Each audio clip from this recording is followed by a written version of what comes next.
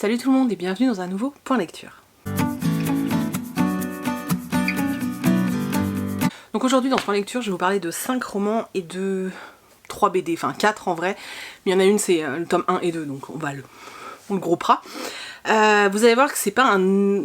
Voilà, c'était pas des très bonnes lectures, je sais pas ce qui s'est passé, sincèrement je sais pas du tout ce qui s'est passé, mais c'est vrai que voilà, à part un livre qui est un putain de coup de cœur de malade et une BD que j'ai surkiffé de ouf, le reste, pour être tout à fait honnête, c'était vraiment, mais vraiment pas dingue, mais je voulais quand même vous en parler en fait, parce que pour plusieurs d'entre eux en tout cas, vous m'avez demandé un retour en fait, vous m'avez demandé si je les avais lus, ce que j'en avais pensé, donc je vais vous les présenter. Puis on va en parler. Donc le premier qui a été une énorme, mais alors une énorme déception pour moi, il s'agit de Les Nuages de Magellan de Estelle Faye aux éditions Scrinéo. J'aime beaucoup quand Estelle Faye fait de la fantasy, j'avais notamment beaucoup aimé sa saga, vous savez, avec Tia, etc. Qui était plutôt sympathique. Et c'est vrai que du coup quand Scrinéo m'a proposé celui-ci, je me suis dit ouais ça va être cool. Alors là où j'ai pas tilté tout de suite, enfin quand je l'ai demandé si, mais au moment où je l'ai sorti de ma palle, non, c'est que c'est pas de la fantasy, déjà c'est de la SF, qu'on est limite dans un space opéra parce que ça se passe sur d'autres planètes. Et alors en fait moi, pour moi, je parle vraiment juste de moi, ce qui est ressorti de ce roman, c'est un profond ennui. Je me suis ennuyée en fait, je me suis ennuyée du début à la fin. Alors il y a quand même, si je choisis de vous en parler, c'est parce qu'il y a quand même 2 ou 3 éléments que j'ai trouvé hyper intéressants, qui pourraient peut-être vous parler, mais moi vraiment, pour moi il a manqué, je sais pas, ça a manqué d'action. Alors c'est bizarre parce que j'ai vu des avis d'autres personnes qui ont trouvé justement que c'était plein d'action, mais moi, ou alors j'ai pas adhéré à l'action, je sais pas, bref. Alors je vais essayer de pas être trop brouillon dans mon résumé, on va dire. On est... comment dire ? On est sur d'autres planètes avec... une entité en tout cas qui veut prendre le pouvoir sur le peuple qui essaye de se rebeller, qui s'en sort, enfin la rébellion marche pas forcément très bien. Donc nous on suit Dan qui est une jeune fille, une jeune servante. Elle rêve que d'une chose, c'est de l'espace, d'aller voir les étoiles, enfin voilà, d'aller autre part que sur ce petit bout de caillou sur lequel elle vit, qui n'est pas la Terre, hein, c'est une autre planète. Sur ce petit bout de caillou, elle travaille dans un bar où elle est un peu chanteuse et surtout beaucoup serveuse. Un soir, une partie de la rébellion va se faire exploser, ça va pas être une très bonne nouvelle pour tout le monde. Dan va très mal le prendre, elle va vraiment avoir du mal à supporter ça et elle va être complètement effondrée. Le patron va lui dire écoute, chante, voilà, chante, ça va te faire du bien et ça va faire du bien à tout le monde, donc elle va chanter.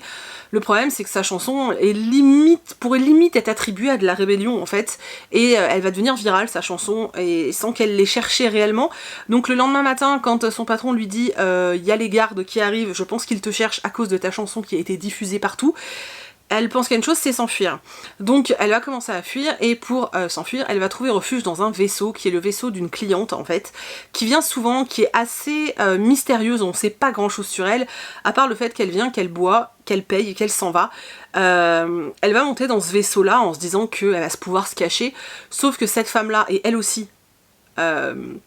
pour chasser entre guillemets, donc elle aussi va essayer de fuir, va prendre son vaisseau avec bien sûr Dan planqué dedans, boum, ils s'envolent et ils atterrissent sur une autre planète. Là on va découvrir que cette autre femme en fait est réellement pourchassée puisque c'est une ancienne pirate, et pirate de l'espace, hein. Voilà, je remets les choses à leur place. Et elles vont se retrouver toutes les deux dans leur fuite de ces méchants qui les pourchassent. Alors c'est volontairement, hein, si je rentre pas dans les détails, parce que je pense quand même que c'est un univers à découvrir et que c'est pas à moi de vous donner toutes les clés de cet univers-là, parce que c'est vraiment un univers à découvrir, on est vraiment dans un space opéra, on est vraiment, voilà, on est dans l'espace, hein, donc si vous aimez ce genre de choses, si vous aimez la SF, pourquoi pas. J'ai trouvé les personnages, notamment Dan, très intéressante en fait, parce qu'elle est très jeune, mais je trouve qu'elle a du caractère, elle se laisse pas faire, sans que ce soit trop. Voilà, c'est vraiment pour moi dans ce roman le point positif, c'est Dan, que j'ai trouvé plutôt agréable à suivre. Maintenant, j'ai trouvé que les actions étaient toujours très longues, pourtant c'est un roman court, et je me suis ennuyée en fait, j'ai pas réussi à m'attacher à l'histoire, je me fichais royalement de ce qui se passait. Alors je prenais quand même, enfin je trouvais ça sympa de le lire dans le sens où j'aimais bien le personnage, mais alors j'étais complètement détachée de l'histoire et sincèrement... moi je me suis vraiment ennuyée en fait, donc voilà. Donc ouais, ça l'a pas fait. Dommage. Dans un autre registre où pour le coup je pense que ça peut plaire aux plus jeunes, mais avec moi ça a bloqué. Pourtant vous savez que j'adore la littérature jeunesse, mais là non, là je sais pas, c'est pas pu. Donc il s'agit de Un dossard pour l'enfer de Jean-Christophe Tixier. Donc on va suivre un jeune homme qui s'appelle Alex, qui a 18 ans, qui est passionné de course. Il va décider de participer à une course, donc un espèce de trek, avec des pentes, mais vraiment en pleine montagne, un truc de fou en fait. Sauf que normalement il faut avoir 20 ou 21 ans, je ne sais plus, pour s'inscrire. Il va donc mentir sur son âge pour pouvoir participer. Sa petite amie qui s'appelle Stacy, Stacy décide de l'encourager même si ça lui fait très peur parce que cette course comporte quand même des dangers, elle décide de l'aider. Donc ils vont sur le lieu du trek, enfin de la course, et là ils vont rencontrer d'autres participants, et notamment Stacy qui elle est en arrière en fait, qui est là juste au point de ravitaillement pour voir son copain, va découvrir qu'en fait l'un des autres participants se serait dopé pour pouvoir gagner la course et gagner des sponsors. Et la petite amie de cet autre participant va demander à Stacy en fait d'essayer de convaincre Alex de lui parler à ce mec pour qu'il arrête la course parce qu'il pourrait en mourir en fait à cause de ce qu'il a pris quoi. Et en fait ça va tourner vite très mal toute cette histoire puisque va y avoir un meurtre en plein milieu de la course et Alex va être porté disparu. Donc on se retrouve ensuite dans cette petite enquête pour savoir qu'est-ce qui est arrivé à ce jeune homme et où est Alex. Alors déjà moi par rapport au résumé, je sais pas pourquoi, je m'étais imaginé qu'il y avait un tueur qui pourchassait les gens pendant la course et j'avais trop envie de ça en fait. J'étais partie dans ce délire de ils vont devoir fuir et tout, ça va être trop, voilà, tu vois, j'étais à fond là-dedans moi. Et en fait non, puisqu'il y a un meurtre et ensuite on essaie de résoudre l'enquête. C'est plutôt sympa, franchement ça peut être sympathique, mais avec moi ça l'a pas fait. Parce que du coup trop court, voilà, trop court, peut-être pas assez de développement, autour de l'intrigue, voilà. Maintenant il y a quand même des passages où justement Alex est porté disparu et où on le suit et où il est tout seul en pleine montagne, il a froid et tout, c'était super intéressant parce que c'est hyper bien fait et plutôt bien exploité, dans le sens où vraiment on le voit qui nous explique ce qu'il ressent, on sent qu'il perd un peu la boule. Voilà, ce côté-là était intéressant, le fait que Stacy se débatte et fasse tout ce qu'elle peut pour pouvoir sauver ce jeune homme en fait, c'était sympa, mais en fait sur plus de la moitié du roman on est sur l'avant-course, du coup sur tout ce qui est enquête ça reste assez court et ça se résout assez rapidement, très très rapidement même. Et je pense que c'est ce qui m'a gênée en fait, pourtant je vous dis j'aime ça. Donc maintenant, pour un thriller ado, je trouve ça sympa, voilà, pour un thriller ado je trouve ça sympa.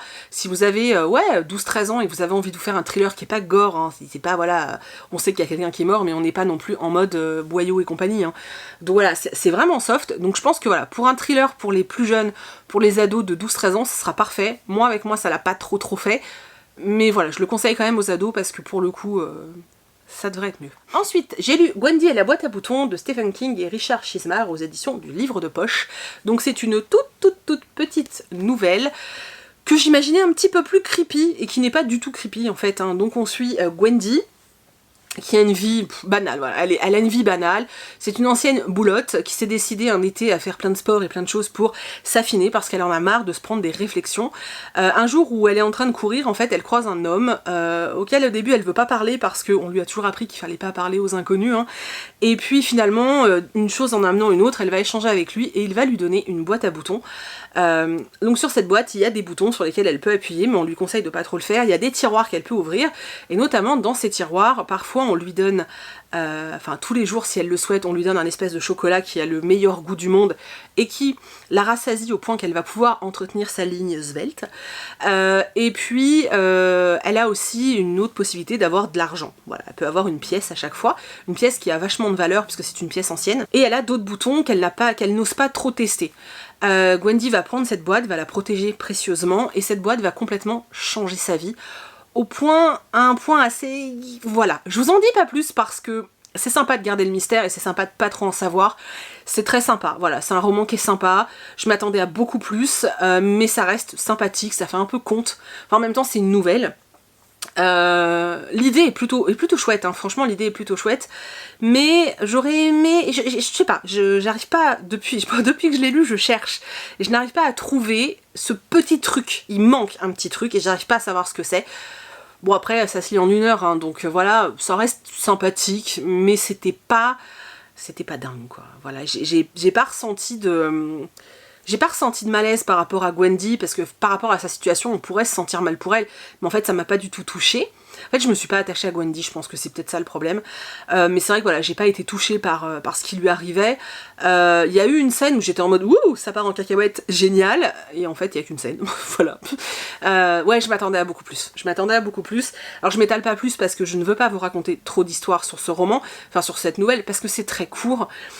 Mais voilà, et puis je sais que beaucoup l'ont déjà lu, donc voilà, mais d'ailleurs si vous l'avez lu, j'aimerais bien savoir si vous avez complètement adhéré ou pas à cette histoire, et si ça vous a transporté. Dites-moi. Je vais maintenant vous parler d'un ouvrage que personnellement j'ai adoré, mais avec lequel j'ai un problème par rapport à la cible, voilà.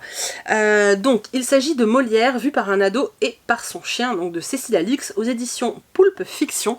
Alors, c'est un objet livre magnifique, avec énormément d'illustrations, beaucoup de chronologie, beaucoup de rappels de l'histoire, etc. Alors là on est clairement dans une biographie de Molière, donc voilà, mais comment dire, mais vulgarisée. Voilà, c'est un peu de la vulgarisation de biographie en roman. Parce que là, on va suivre une jeune fille dont j'ai oublié le nom, Inès, qui a 12 ans et qui va découvrir Molière à l'école et qui va du coup se mettre à parler de Molière sur sa chaîne. Et donc elle va nous présenter Molière, elle nous présente toute la vie de Molière, hein. On a toute la vie de Molière, c'est hyper intéressant, c'est un auteur que j'adore, Molière, donc forcément j'ai trouvé ça passionnant.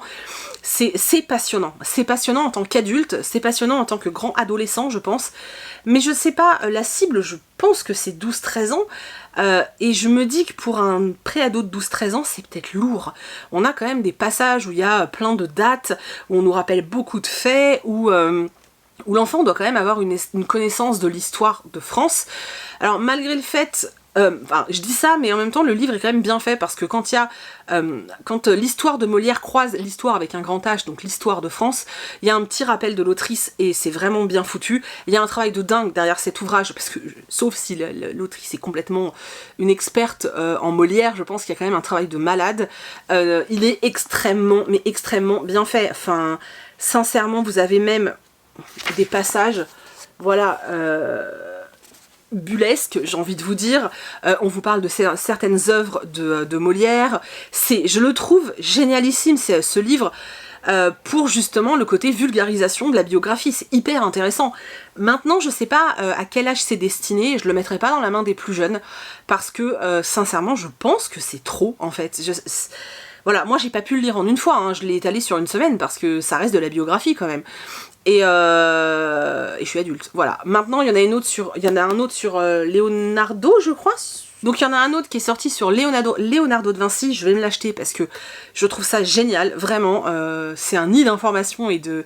Voilà, c'est passionnant. Voilà, enfin moi je trouve ça génial parce que j'aime connaître ces histoires-là, donc c'est génial. Si vous voulez en savoir plus sur Molière sans vous bouffer de la biographie basique ou en faisant 50 milliards de recherches, penchez-vous là-dessus, l'autrice a déjà fait les recherches. Vous aurez un chouette livre pour 12 €, avec plein d'illustrations, avec des petites phrases très drôles, parce que c'est quand même raconté par une ado qui est assez fun. Donc voilà, et je pense aussi que ça peut être un outil pédagogique assez intéressant. Voilà. Donc en soi, c'était pas mal. Maintenant je suis sceptique sur la lecture pour les plus jeunes, et je me demande réellement si ce livre fonctionne en librairie. En médiathèque par contre foncez, hein. C'est-à-dire qu'avoir ça dans les rayons de votre médiathèque, ouais, parce que dès que quelqu'un va avoir à découvrir l'auteur, ou va avoir un exposé à faire, ou je ne sais quoi, franchement, enfin c'est l'outil vers lequel il faut les envoyer, pour quelque chose de simple bien sûr, mais vraiment. Donc oui, en médiathèque faut foncer. Maintenant c'est vrai que personnellement je suis sceptique sur la vente, en fait. Je m'interroge réellement sur... Est-ce que des préados vont accrocher ou pas? Je sais pas. En tout cas, en tant qu'adulte, c'était génial. Voilà, je tiens juste à le dire. Donc si vous voulez, comme j'ai déjà dit, en savoir plus sur Molière, n'hésitez pas. Moi, je vais me pencher sur Leonardo de Vinci. Je vais maintenant vous parler de ma grosse clacasse que je me suis pris. Voilà.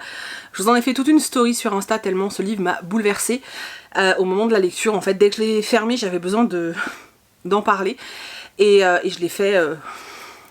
sur Insta, voilà. Et maintenant je vais vous en parler là. Donc il s'agit de Le Chant Noir des Baleines de Nicolas Michel aux éditions Talent Haut dans leur collection Les Héroïques. Alors donc là, c'est une montagne, mais c'est un visage, hein, je précise. On est en 1920, le livre se passe sur l'île de Ré. On suit un petit garçon qui s'appelle Léon, qui vit seul avec sa maman, parce que son père est parti à la guerre, donc, pendant la première guerre mondiale, hein, donc il est parti à la guerre et n'est jamais revenu. Donc il est porté disparu. Léon attend toujours hein, le retour de son père. Sa mère et lui vivotent, hein, ils s'en sortent comme ils peuvent, ils font tout ce qu'ils peuvent pour essayer de survivre.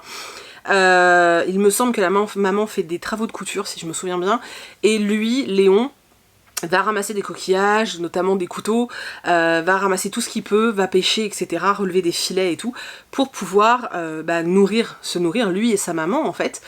Ce petit garçon est passionné par la mer, hein, vraiment, et c'était magnifique à lire, parce que la plume de l'auteur est juste sublime. Je rappelle, parce que je ne sais pas si je l'ai déjà dit, ce livre est un young adult, donc destiné aux adolescents, et c'est tellement bon de trouver un young adult si bien écrit, où on prend pas les ados pour des quiches, quoi, et c'est vraiment agréable. Donc bref, donc du coup, c'est vrai que les passages où on nous parle de la mer à travers les yeux de Léon, enfin voilà, moi j'adore la mer, donc forcément je voyais en fait les yeux de Léon briller, et c'était assez magique. Et en fait, un jour où il est parti à la pêche, Léon va voir... en fait, il y a eu une grosse tempête.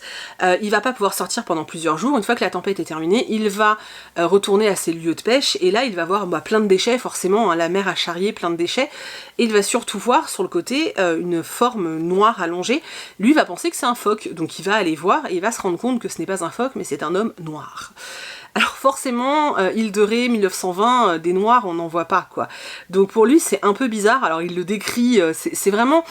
il décrit cet homme avec la naïveté d'un enfant qui n'a jamais vu quelqu'un de couleur noire, et enfin de couleur de peau noire, et c'est assez... c'est touchant, en fait, cette façon de percevoir l'autre, parce que y a rien de méchant, voilà, c'est juste de la belle naïveté, et c'était vraiment beau. Il voit qu'en fait cet homme est toujours vivant mais très blessé, donc il court chercher sa mère, et avec sa mère ils vont décider de sauver cet homme. Cet homme va être soigné par la maman de Léon, et on va découvrir qu'il s'appelle Tierno, qu'il est sénégalais, et qu'il faisait partie des tirailleurs sénégalais, donc de ces hommes qui ont été embarqués par les Français. C'est-à-dire que les Français sont allés au Sénégal avec des bateaux, sont allés dans les villages, on dit voilà, on a besoin d'hommes. Si les villages disaient non, c'était bah écoutez, c'est pas compliqué, soit vous nous fournissez des hommes, soit on crame tout. Voilà, donc on va découvrir l'histoire de Tierno, comment il s'est retrouvé dans les tranchées, comment il s'est retrouvé dans le chemin des dames, comment il a vu ses amis mourir pour une guerre qui n'était pas la leur, pour une guerre dont il ne connaissait surtout rien. C'est ultra touchant, ce récit est vraiment touchant, parce que c'est une partie de l'histoire que beaucoup de monde ignore en fait, et c'est tellement touchant en fait. L'histoire de Tierno est vraiment touchante, en plus elle nous est relatée de façon un peu au compte-gouttes, on a des petits passages, et puis on revient dans l'histoire de l'île de Ré en 1920, et puis on retourne dans les tranchées, dans l'histoire de Tierno, parce qu'en fait Tierno, après s'être échoué sur la plage, il a très peu de souvenirs, donc en gros il nous donne ses souvenirs au moment où lui les obtient, et c'est, voilà, ça donne un rythme qui est lent et qui te permet de respirer, parce que c'est vraiment pas évident. Léon et sa maman vont prendre le parti de cacher cet homme parce qu'ils ont vraiment très peur de la réaction des autres, du fait qu'il soit noir en fait. Ils ont vraiment très très peur. Ils vont fortement s'attacher, et la relation entre Tierno et Léon est magnifique. En fait, tout est beau dans ce livre. Le rapport à l'océan est magnifique. L'histoire de Tierno qui vient du Sénégal et de découvrir toutes ces choses liées à notre histoire, c'était superbe, parce que c'est superbement bien écrit. La relation entre Tierno et Léon est sublime. Le fait que cet homme soit là va complètement changer les relations de Léon et de sa maman. Il va découvrir des choses, sa mère va découvrir des choses aussi, et c'était beau. C'est plein de... On a ce côté très sombre et très difficile quand on parle des tranchées et de tout ce qui est arrivé à ces hommes venus d'Afrique pour un combat. Voilà, on les place là, on leur dit tu tues celui qui est en face. Oui, mais il sait même pas qui c'est, il sait pas pourquoi, mais c'est pas grave. Tu le fais, sinon tu rentreras jamais chez toi. Donc ça, c'est dur. Et à côté de ça, on avait de la douceur, avec l'autre histoire en parallèle. Enfin, ce livre est incroyable. J'ai terminé, j'étais dans un état pas possible. J'étais en pleurs, pas de tristesse, mais vraiment, vous savez, ce truc où vous êtes...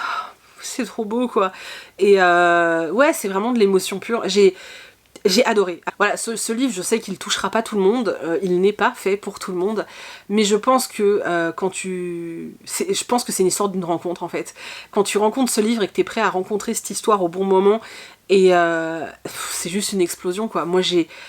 Voilà, c'est une des... je sais pas, je sais même pas comment exprimer ce que je ressens avec ce livre. En tout cas, je peux que vous conseiller d'essayer de découvrir cette histoire. Je suis en train de découvrir de façon plus poussée la collection Les Héroïques. Je me suis acheté un autre roman que vous verrez en book haul bientôt. Et bientôt aussi en point lecture parce que je me retiens un petit peu mais je pense que je vais bientôt sauter dessus. J'ai envie de tous les lire. C'est-à-dire qu'à la fin du roman, vous avez, vous savez, ils vous mettent plusieurs titres. Donc ils vous mettent plusieurs titres. En fait, j'ai pioché un parmi ceux-là et je peux vous assurer que j'avais envie d'en lire plein. J'en ai pris qu'un, hein, parce que bon, voilà, je vais pas en acheter 50 non plus. Je vais en acheter un, le lire, en acheter un autre, le lire. Voilà, c'est un livre que j'ai acheté, je vous l'ai montré et en fait 3 jours après je l'ai lu. Et je suis tellement heureuse d'avoir fait cette découverte en fait, je sais pas. J'ai passé un moment magique avec ce livre et c'était beau et c'était bien et j'ai adoré. Et je vous le conseille de tout cœur. Je sens quand même que cette maison d'édition sort des pépites. Il y a un certain engagement politique quand même, et que je trouve, enfin politique ou autre hein, d'ailleurs, social aussi, que je trouve assez intéressant. Voilà, et j'aime bien tomber sur des maisons d'édition qui prennent pas les ados pour des cons en fait. Donc voilà. En tout cas, n'hésitez pas à découvrir cette œuvre, ce roman, et j'espère qu'il vous touchera autant que moi. Voilà. Je vais maintenant vous parler de plusieurs BD que j'ai lues autour d'Halloween parce que c'était carrément le thème. Donc la première, il s'agit de Texto Maudit de Tanguy Ferrand, Renz et Drac. Donc c'est le tome 1, Le Défi, chez Jungle Frisson.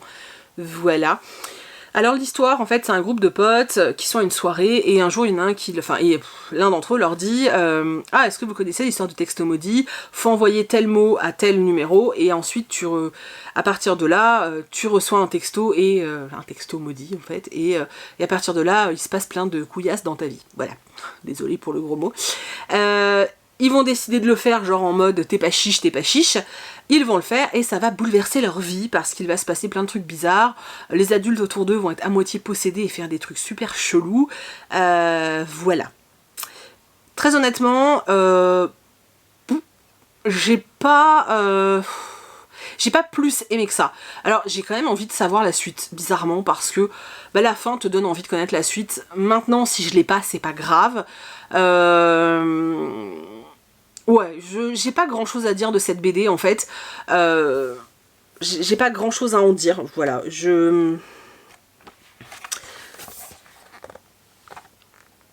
J'ai pas été particulièrement séduite non plus par le dessin.